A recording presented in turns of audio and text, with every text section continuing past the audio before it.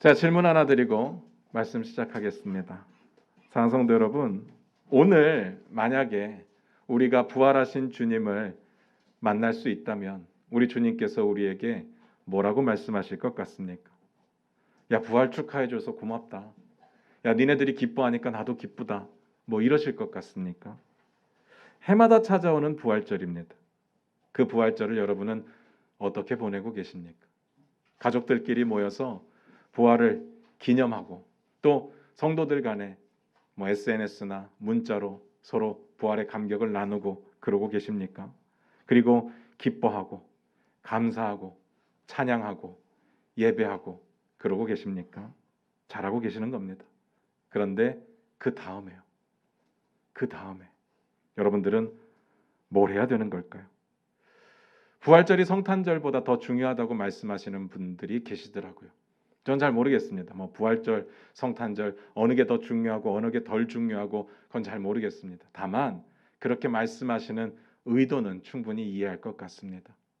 정말 많은 크리스찬들이 부활절을 홀대하고 있는 것은 사실이기 때문에 성탄절만 해도 사실 분위기가 가만히 있어도 납니다. 겨울이기도 하고 연말이기도 하고 가끔 눈도 내려주고 또 선물, 카드 주고받으면 성탄절 그냥 분위기 납니다. 그런데 부활절은요, 계란 말고는 생각나는 게 없습니다. 그 분위기가 계란 하나로는 딱히 나지를 않는 것 같습니다.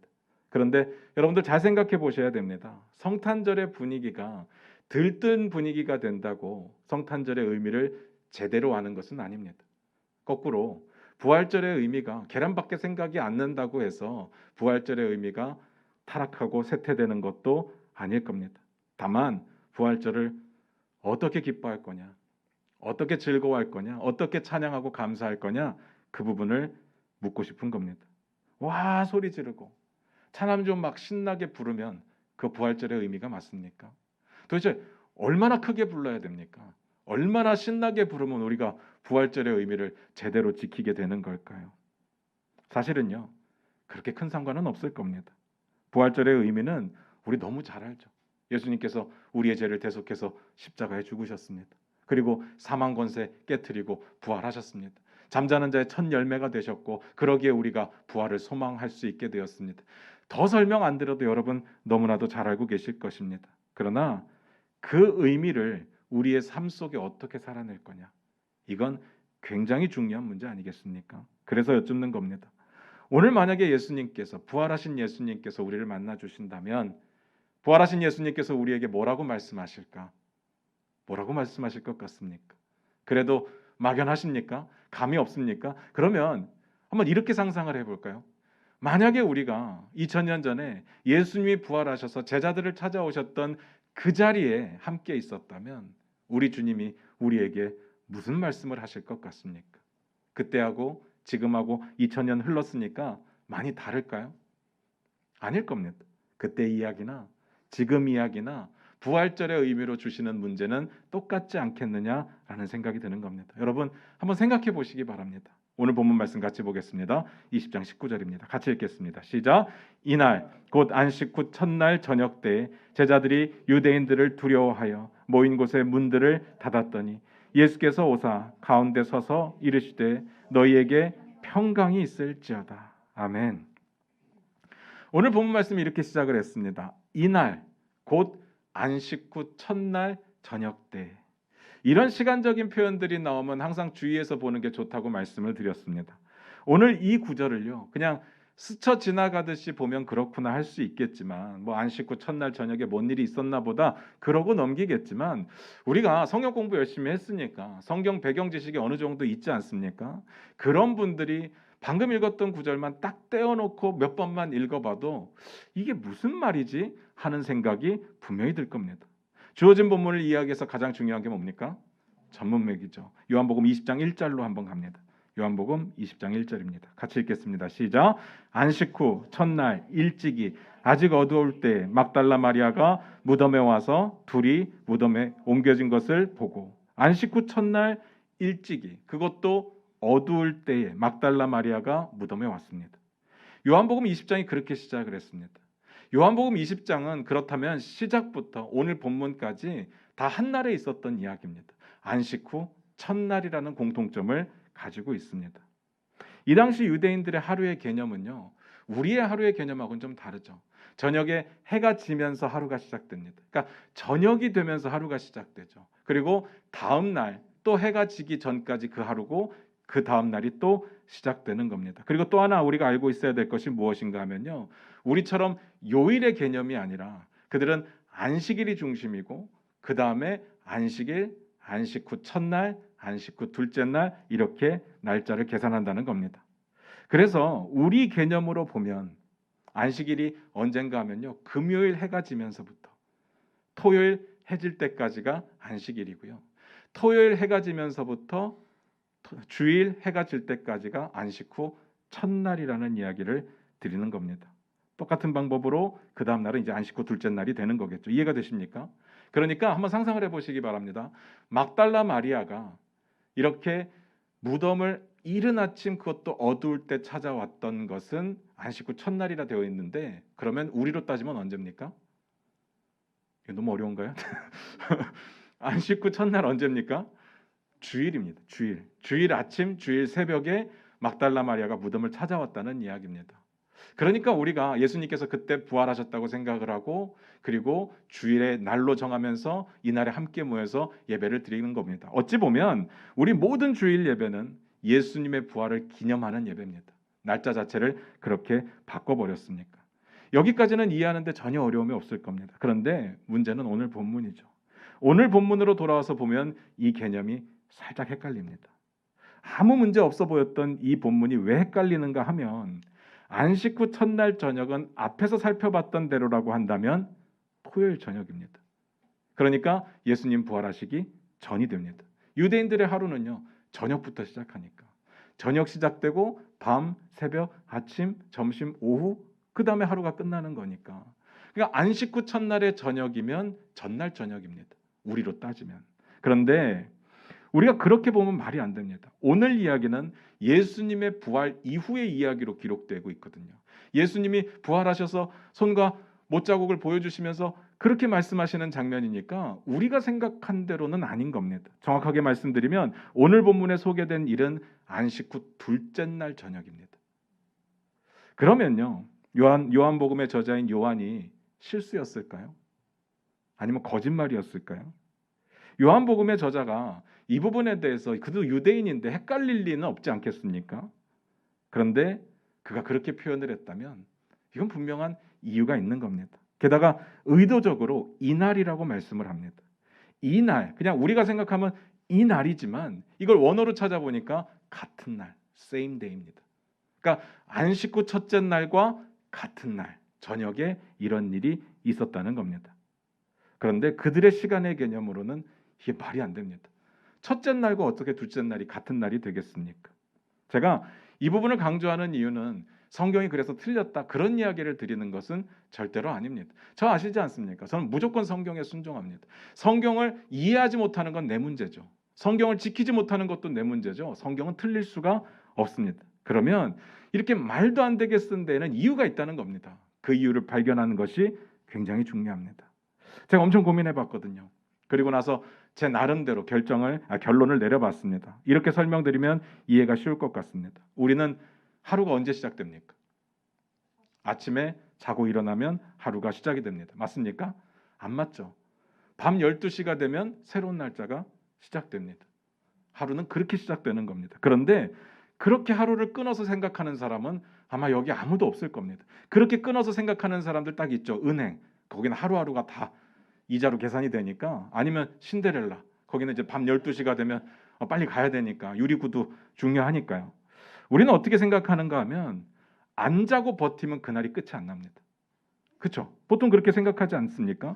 원칙상으로는 밤 12시에 시작이 되는 게 맞는데 안 자고 버티면 그날이 계속되는 거예요. 그리고 다음날 아침에 일어나면 새로운 날이 시작이 되는 겁니다. 그래서 우리가 보통 밤늦게까지 일하고 나서 너무 피곤해서 늦잠 잘 때 있잖아요. 그때 변명을 이렇게 하는 겁니다. 어제 밤늦게까지 일하느라고 잠을 설쳤어. 잠을 제대로 못 잤어. 그렇게 말합니다. 엄밀히 따지면 어제가 아니죠. 새벽은 오늘입니다. 그런데 다들 그렇게 이야기합니다. 거기에 대놓고 야 너는 정확하지 않아. 문법적으로 틀렸어. 이렇게 말할 사람이 없다는 이야기입니다. 오늘 본문도 그 개념으로 보시면 좀 이해가 쉬울 것 같습니다.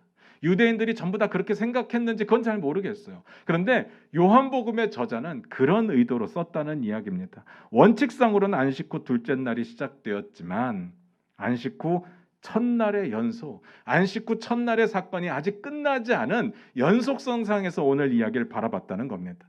안식 후 첫날에 무슨 일이 있었다고요? 예수님의 부활 사건. 예수님의 부활 사건과 연결지어서 오늘 본문을 이야기했다는 뜻입니다. 요한복음의 저자의 관점에서는요, 이 일은 예수님께서 부활하신 그날에 일어난 일입니다. 그렇게 설명하고 싶었던 겁니다. 따로 떼어서 생각할 수가 없습니다. 통으로 봤습니다. 이건 단순히 시간상의 문제가 아니라 중요도의 문제고 연관성의 문제였습니다. 이 일은 예수님이 부활하신 날 일어났어야 되는 일입니다. 오늘은요, 그 이야기를 좀 나눠보도록 하겠습니다. 그토록 요한복음의 저자가 억지로라도 이 일을 예수님께서 부활하신 그날에 일어난 일로 기록하고 싶었던 그 일을 볼 텐데요. 그 일이 뭡니까? 뒤에 쭉 보니까 부활하신 예수님께서 제자들에게 나타나셨습니다. 이 사건 자체가 너무나도 중요한 이야기입니다. 여러분들은 생각할 때 부활하셨으니까 제자들에게 갔겠지. 그럼 누구한테가 연고도 없는데 이러실지 모르겠지만 제발 그렇게 생각하지 마시고요. 이 일은 정말 중요합니다. 제가 너무 중요해서 이걸 정말 열심히 설명하려고 했는데 제 설명이 좀 부족했다면 그냥 여러분들이 그렇게 생각해 주시기를 부탁드립니다. 오늘 본문의 이야기는 부활 사건과 관련해서 너무 중요한 이야기구나. 그렇게 이해해 주시기를 부탁드립니다. 일단 부활하신 예수님께서 제자들을 찾아오셨다고 했는데 그 의미를 좀 둘로 나눠 보겠습니다. 부활하신 예수님을 만났던 제자들의 상태가 어땠는지, 그게 첫 번째. 두 번째는 부활하신 예수님께서 제자들을 왜 찾아오셨는지, 이유와 목적이 두 번째. 그렇게 나눠서 한번 보도록 하겠습니다. 첫 번째, 제자들은 어떤 상태였을까요? 20장 19절을 다시 한번 보겠습니다. 20장 19절입니다. 같이 읽겠습니다. 시작. 이날 곧 안식 후 첫날 저녁 때 제자들이 유대인들을 두려워하여 모인 곳의 문들을 닫았더니 예수께서 오사 가운데 서서 이르시되 너희에게 평강이 있을지어다. 제자들이 어떠했다고 나와 있습니까? 유대인들을 두려워했다. 제자들이 지금 이 순간 유대인들을 두려워하고 있었습니다. 그렇게 성경에 기록되어 있습니다.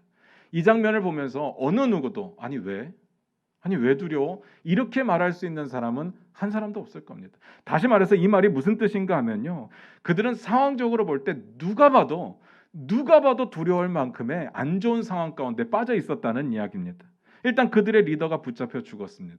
그것도 십자가 형벌로 붙잡혀 죽었습니다. 십자가 형벌은 굉장히 정치적인 의도가 있는 것이기 때문에 그 불똥이 자기들에게 튀지 말라는 법이 없죠. 아니 당연히 튈 겁니다. 그들에게 영향이 갈 수밖에 없는 이야기입니다.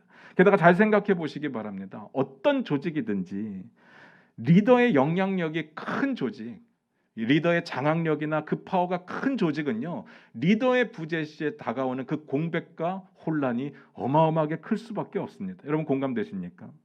예수님께서 십자가에 돌아가시기 전부터 유대인들 사이에 예수님과 예수 믿는 사람들에 대한 압박과 핍박이 이미 시작되었다고 봅니다. 바리새인들과 서기관들이 틈만 나면 예수를 붙잡아 죽이려고 하고 있었기 때문에 이미 그런 분위기가 만들어졌습니다. 그러니까 이런 내용이 19장에 나와 있습니다. 한번 찾아볼까요? 19장 38절입니다. 같이 한번 읽겠습니다. 시작. 아리마대 사람 요셉은 예수의 제자이나 유대인이 두려워 그것을 숨기더니 2일 후에 빌라도에게 예수의 시체를 가져가기를 구하매 빌라도가 허락하는지라 이에 가서 예수의 시체를 가져가니라. 이 아리마대 사람 요셉이요, 아무도 거두지 않았던 예수님의 시신을 용감하게 나서서 거두었습니다. 그리고 감사하게도 장례를 치러줬습니다. 그런데 그 장면에 대해서 소개하면서 요한복음의 저자가 그 사람을 이렇게 소개했습니다. 예수님의 제자였는데 그런데 그들이 두려워서 그것을 숨겼었다. 이 이야기가 예수님 죽기 전의 이야기입니다. 예수님 죽기 전에 두려워서 숨겼다는 이야기예요. 그런데 예수님 죽고 나니까 이대로는 안 되겠어서 자신의 믿음을 드러냈다는 이야기입니다. 무슨 말인지 아시겠습니까? 이미 예수님 죽기 전에 그런 분위기가 유대인들 사이에 만들어지고 있었습니다. 그렇다면 제자들이 몰랐을까요? 사람들이 자기들을 죽이려고 하는 거 몰랐을까요? 자기들에게 출교를 시키고 막 괴롭히고 할 거를 몰랐을까요? 그러진 않았을 겁니다. 당연히 알았겠죠. 제자들의 입장에서 보면요, 동일한 압박을 분명히 받고 있었을 텐데 그들 생각에는 이제 곧 예수님께서 새로운 나라를 세울 거니까 뭐 새로운 나라 세워지면 그들이 뭐라고 하든 그들에게는 관심이 없는 겁니다. 자기들이 보고 경험한 예수님이라면 충분히 새로운 나라를 세우고도 남을 만큼의 능력을 가지고 있어 보였습니다. 더 설명 안 드려도 아실 겁니다. 그러니까 그들이 뭐 압박을 하든 뭘 하든 개의치 않았습니다. 어차피 새로운 나라 생기면 다 뒤집어 엎을 거니까. 그런데 그렇게 믿었던 예수님이 죽어버렸습니다. 정말 새로운 나라를 세울 거라고 철석같이 믿고 있었는데 죽어버렸습니다. 예수님의 빈자리가 너무 컸습니다. 이제부터 유대인들이 두렵죠. 그냥 보통 사람들이 두려워하는 것보다 훨씬 두려웠을 겁니다. 왜냐하면 주님만 믿고 까불었는데 주님이 사라지셨으니까 견딜 수 없는 두려움이 찾아왔을 겁니다. 그러니까 문을 닫았습니다. 꽁꽁 걸어 잠궜다는 뜻입니다. 그만큼 두려웠습니다. 그런데 그게 끝이 아니었습니다. 불편한 이야기가 들려옵니다. 예수님의 무덤이 비었답니다. 누군가가 예수님의 시신을 가져간 것처럼 보입니다. 아마 예수님의 시신에 대한 불똥도 그들에게 튀는 것은 시간 문제였을 겁니다. 지금 딱 그런 상태. 두렵고 불안하고 답답한 그런 상태. 이해되십니까? 제가 제자들의 모습을 보는데 제자들의 모습 가운데 우리의 모습이 언뜻 보이더라고요. 사람마다 상황은 좀 다르겠지만 좀 답답한 상황 가운데 있는 분들 계실 겁니다. 두렵고 불안함 가운데 계신 분들 계실 겁니다. 왜 그럴까? 늘 궁금했거든요. 우리 예수 열심히 믿는데, 교회 열심히 다니는데 왜 맨날 우리는 두렵고 왜 맨날 우리는 불안하고 왜 맨날 우리의 삶은 답답한 삶을 살아갈까? 너무 궁금하지 않습니까? 예수 믿으면 평강한다면서요. 예수 믿으면 형통하다면서요. 근데 우리의 삶 속에 보면 그런 게 없어요. 늘 힘들어요. 늘 답답합니다. 도대체 뭐가 문제일까요? 그런데 이 문제가 오래도록 해결이 안 됐었는데 오늘 본문을 보다 보니까 알겠더라고요. 그 원인을 알겠어요. 왜 그랬는가 하면 우리가 예수님이 죽었다고 생각하고 있더라고요. 제가 이렇게 말씀드리면 여러분들 마음 가운데 불편한 마음 갖는 분들 계실 겁니다. 그게 뭔 말이에요? 우리도 알아요. 예수님 부활하셨고 그리고 예수님 우리와 함께 계신다면서요. 다 압니다. 정말 그렇게 믿으십니까?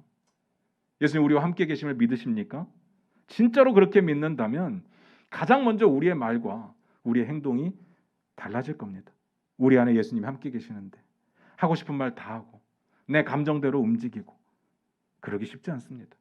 우리 주님 보고 계시는데 막 화내고 욕하고 험담하고 싸우고 거짓말하고 그리고 음란하고 타락한 이야기들을 서슴지 않고 한다? 말이 안 됩니다. 제가 제자반 할 때 하는 이야기가 있거든요. 제가 이렇게 물어봅니다. 제가 딱 하루만 24시간 동안만 여러분들하고 밀착 동행한다고 한번 상상해 봅시다. 어떨 것 같습니까? 제가 예수님도 아니고 뭣도 아니지만 엄청 불편하겠죠. 세상 불편합니다. 제가 이런 이야기를 할 때요. 제자반 팀원들은 항상 고개를 이렇게 절레절레 흔듭니다. 제가 그렇게 불편해요? 예수님이 우리와 함께 하신다니까요. 우리가 보는 걸 다 보실 거고 우리가 말하는 걸 다 들으실 거고 우리가 하는 행동 하나하나를 다 지켜보실 겁니다. 하나도 빠뜨리지 않고. 정말 여러분의 행동이 여러분의 말의 습관이 지금과 비슷할 수 있을까요? 쉽지 않을 겁니다. 주님이 함께 하시는데 조심할 수밖에 없죠. 진짜 주님이 함께 하신다고 믿는다면. 안 그렇습니까? 뿐만 아니라 우리 주님이 우리와 함께 하십니다. 하나님이 우리의 주님 되십니다. 그리고 우리의 아버지 되신다고 말씀하시죠. 그러면 우리가 살면서 뭐가 걱정입니까? 뭐가 두렵습니까? 뭐가 답답합니까? 아니 주님이 살아계시는데 그 주님이 나와 함께 하시는데 온 우주를 만드시고 온 우주를 주관하시는 그분이 우리 아버지신데 뭐가 걱정입니까? 안 그렇습니까? 이렇게 설명을 드려볼까요? 요즘 젊은 친구들의 꿈이 재벌 2세가 되는 게 꿈이라고 합니다. 근데 틀렸습니다. 우리는 아무리 노력해서 재벌 2세가 될 수 없죠. 우리 아버지가 노력해야 되는데 아버지가 돈을 벌 생각을 안 해요. 뭐 열심히 버는지는 모르겠지만 재벌 될 만큼은 못 벌어요. 우린 재벌 2세가 되긴 틀렸죠. 맞죠? 우리 아버지가 우리 한번 상상을 해보자고요. 대기업 회장님이십니다. 상상만 해도 좋잖아요. 뭐 그의 도덕성이나 뭐 인성이나 이런 거 떠나서 돈만 갖고 보자고요. 우리 아버지가 대기업 회장이면 돈 걱정하겠습니까? 시장 가가지고 물건 들었다 놨다 이거 살까 말까 이렇게 하겠냐고요. 물건 하나 사면서 인터넷 쇼핑몰 막 대여섯 개씩 돌아다니면서 어디가 싼지 어디가 혜택이 좋은지 그런 거 보겠냐고요. 기껏해야 10원, 20원 차이고 100원, 200원 차이고 1000원, 2000원 차이인데 우리 아버지가 대기업 회장이면요. 아무데나 들어가서 긁죠. 안 그렇습니까? 그러니까요. 우리가 두렵고 불안하고 답답한 이유 오늘 제자들처럼 예수님이 죽었다고 생각해서 그래요. 우리의 주인 되셔야 되는데 죽어버렸으니까 불안하죠. 답답하죠. 부활하신 예수님을 믿는데 우리가 불안하다? 말이 안 돼요. 연결이 안 되는 이야기입니다. 이유는 간단합니다. 알긴 아는데 진짜로 믿지를 못하는 겁니다. 진짜 심각한 문제입니다. 이 문제가 해결이 안 되면 우리는 날마다 무슨 일이 일어날 때마다 두렵고 불안하고 답답하고 좀 해결되면 좋았다가 또 두렵고 불안하고 답답하고. 그럼 어떻게 해야 되느냐? 그 다음 내용을 보도록 하겠습니다. 두 번째, 부활하신 예수님께서 왜 제자들을 찾아오셨을까?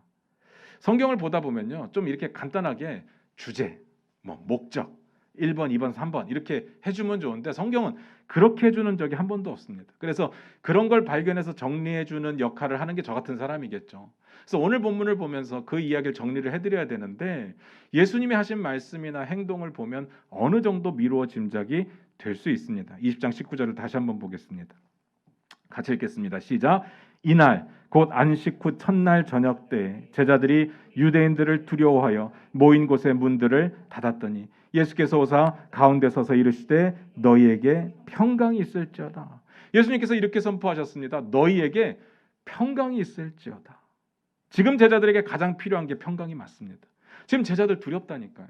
유대인들이 자기들 죽일 것 같아서 두려워요. 언제 붙잡혀갈지 모르니까 두렵습니다. 그런데 그렇게 두려웠던 이유가 뭐냐? 예수님이 죽었다고 생각하기 때문에 두려운 거예요. 그들의 문제의 근본적인 원인은 예수님이 죽었다고 생각하는 겁니다. 그때 예수님이 그들 앞에 나타나신 겁니다. 제자들에게도 그 이야기를 하시는 겁니다. 평강이 있을지어다. 너무 적절하지 않습니까? 막 두려워 미치겠는데 우리 주님이 평강을 이야기하십니다. 그런데 너무 잘 아실 겁니다. 이게 말로 안 된다는 거. 우울증 환자들이 가장 싫어하는 말이 힘내라라는 말이랍니다. 힘낼 수 없는데 자꾸 힘내라 그러면 짜증나죠. 그게 안 되니까 힘든 건데 힘들어 죽겠는데 찾아와서 힘내라. 잘 될 거야. 그러고 가버리면 더 힘들다는 이야기를 하더라고요. 말로 될 것 같으면 뭐가 문제입니까? 야, 평강하자. 그러고 평강할 것 같으면 뭐가 문제입니까? 아무 문제 없죠. 그런데 그건 우리 이야기고 우리 주님이 평강을 선포하셨다면 완전히 다른 이야기입니다. 우리 주님이 이렇게 말씀하십니다. 너희에게 평강이 있을지어다. 이건 명령이고 그럴 수밖에 없기 때문에 명령하시는 겁니다. 사실 평강이라는 인사는요. 유대인들 사이에 그냥 형식적으로 하는 인사입니다. 우리로 따지면 안녕하세요 정도 될 겁니다. 안녕이라는 말의 뜻이 그런 거잖아요. 안녕, 좋은 거잖아요. 평안한 거, 좋은 거잖아요. 그런데 우리가 안녕하세요라는 인사말을 할 때 안녕의 의미를 생각하고 정말 이 안녕의 의미대로 되기를 원하면서 인사하는 사람은 한 사람도 없을 겁니다. 그런데 가끔 진짜 친한 사이들 보면 이런 경우가 있어요. 안녕하세요라고 했는데 안녕 못하죠. 라고 말하는 경우가 있습니다. 그때는요.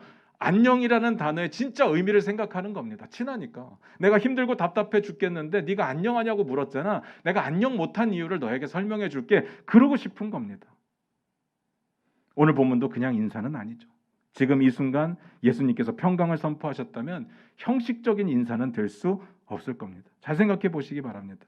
그들이 불안해하고 답답해하고 우울해하고 힘든 이유가 뭐라고요? 예수님이 죽었다고 생각하기 때문이라고 했습니다.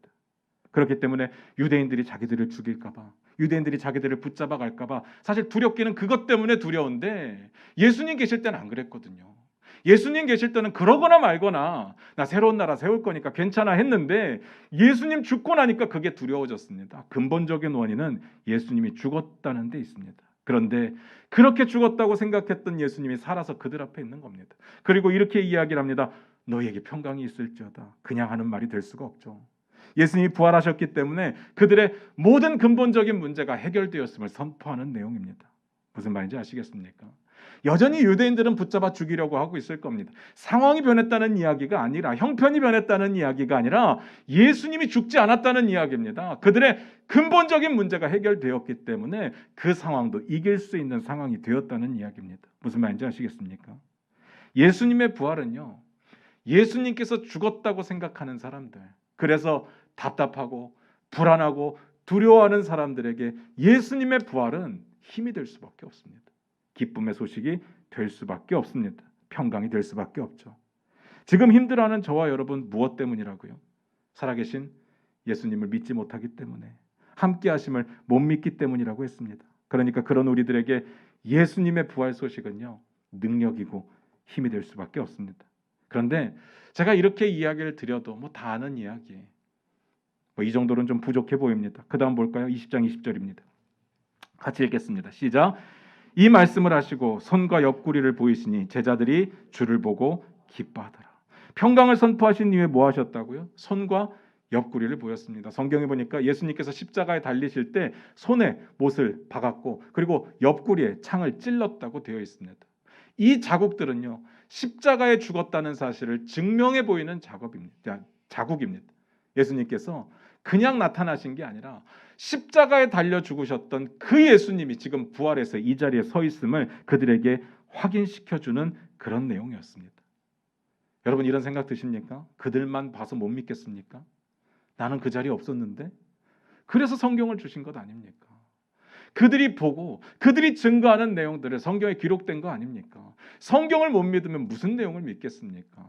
우리의 문제는 거기에 있는 겁니다. 성경에 다 기록되어 있는데 더 특별한 것을 원하기 때문에 그래서 못 믿는 거죠. 다시 말씀드립니다.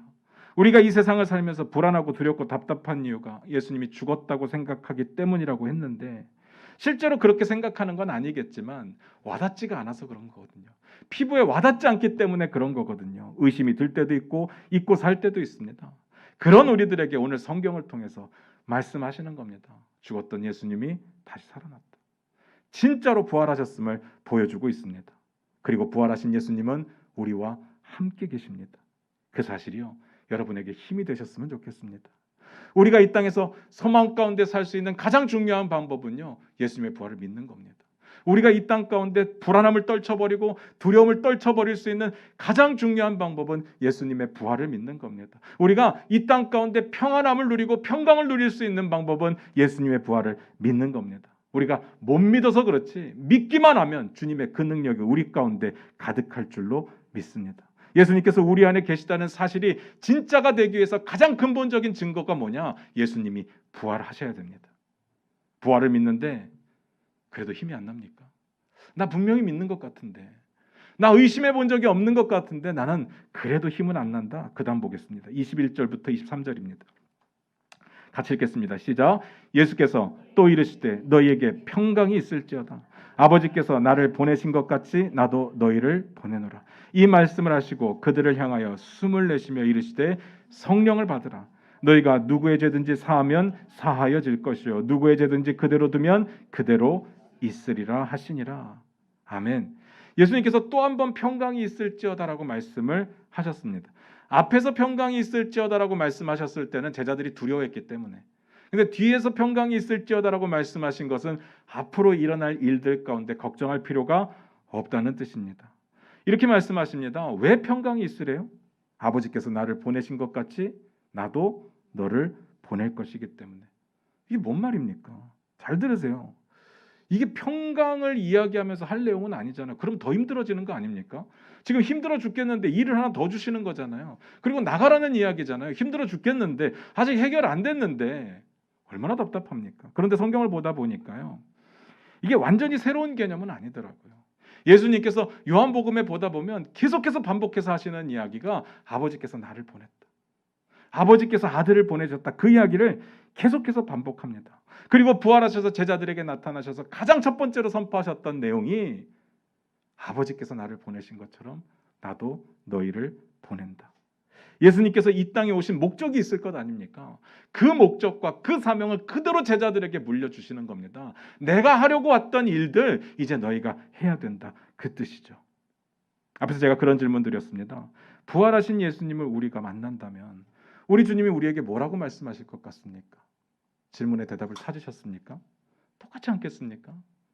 아버지께서 나를 보내신 것처럼 나도 너희를 보낸다. 그러시지 않겠습니까? 그때는 그랬고 지금 시간이 2000년 흘렀으니까 예수님의 마음도 좀 변하지 않았을까요? 그럴 리는 없죠. 지금도 동일할 수밖에 없습니다. 그런데 아무리 생각해봐도 말이 안 됩니다. 왜 이렇게 탈이 많은 허점투성이인 제자들이 주님의 일을 감당할 수 있습니까?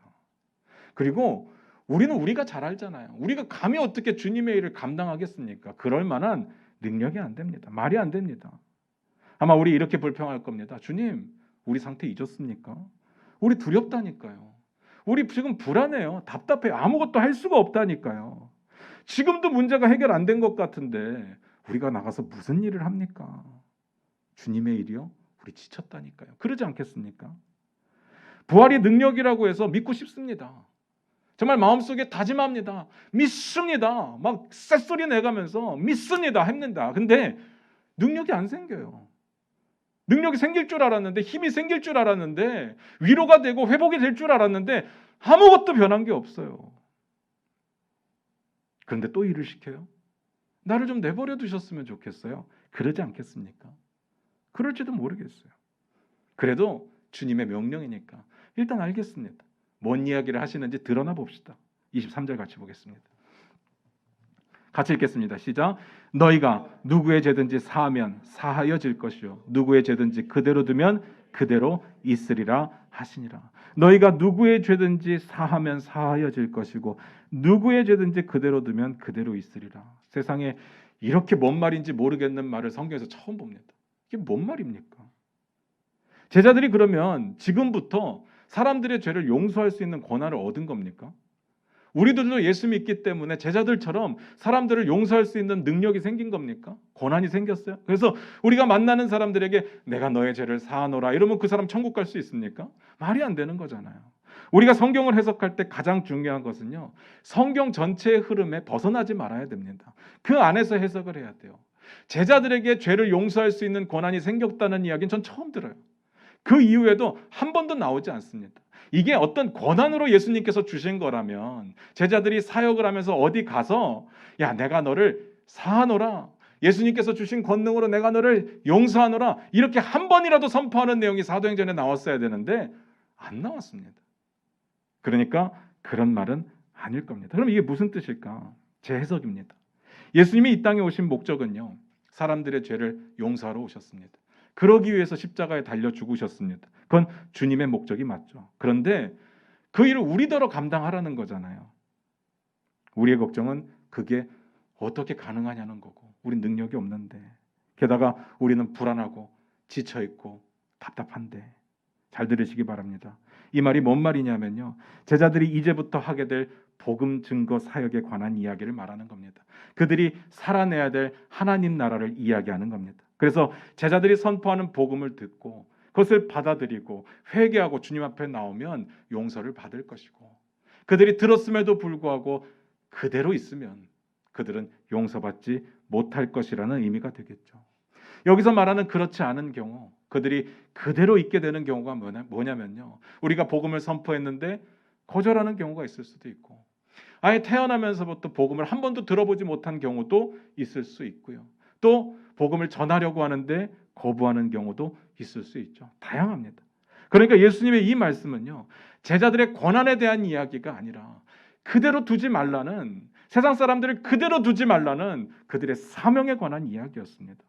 부활하신 예수님을 만난 제자들의 사명, 복음 증거의 사명, 하나님 나라를 살아내야 되는 그 사명, 그 사명을 이야기하는 겁니다. 우리도 마찬가지입니다. 부활절을 맞는 우리가 어떻게 부활신앙으로 살아내야 될까? 주님의 일을 하라고 부르셨음을 믿으셔야 됩니다.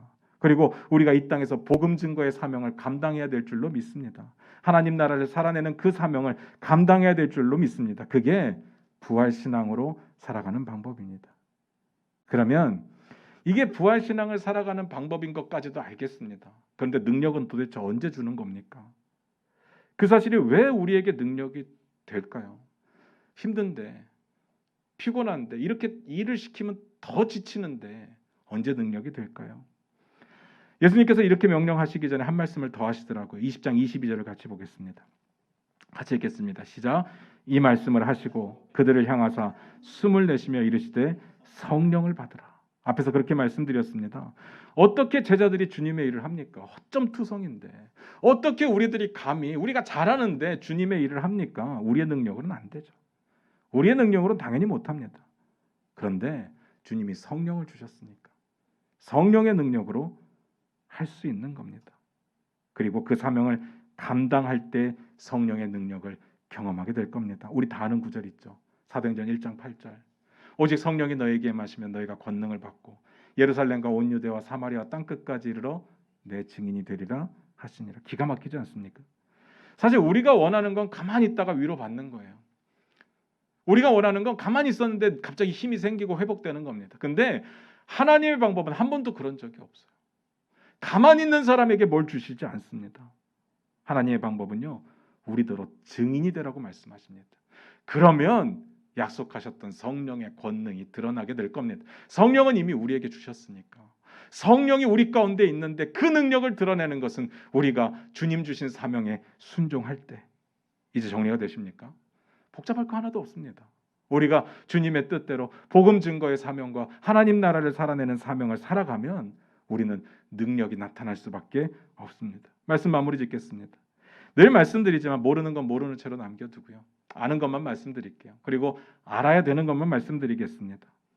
왜 그렇게 요한복음의 저자가 부활하신 주님께서 제자들을 만난 사건을 첫째 날에 기록하고 싶었을까? 그 사건이 중요하니까. 그리고 가장 처음으로 그들에게 명령하신 명령의 내용이니까. 그게 뭐라고요? 복음 증거의 삶을 살아라. 그리고 하나님 나라를 살아내라. 제자들에게 그 사명 주셨습니다. 그때 그러고 나서 위로를 얻게 될 것이고 능력을 얻게 될 것입니다. 성령의 능력이 그럴 때 나타나는 겁니다. 우리는 부활의 신비한 능력을 경험하고 나면 그 힘 얻어가지고 한번 순종해볼까 그렇게 생각하고 있었겠지만 하나님의 방법은 그렇지 않습니다. 성령의 도움으로 순종할 때 성령의 능력이 부활의 능력을 경험하게 되는 겁니다.